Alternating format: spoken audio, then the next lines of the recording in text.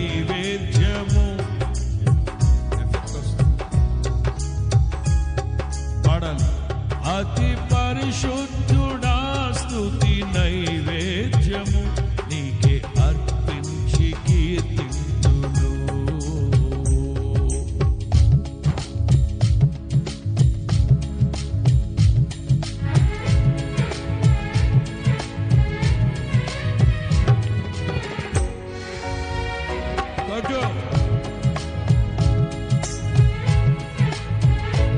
నా దేవుని ప్రియులారా, కుర్చీల్లో కూర్చున్న వాళ్ళు కూడా దయచేసి అందరూ చప్పట్లు.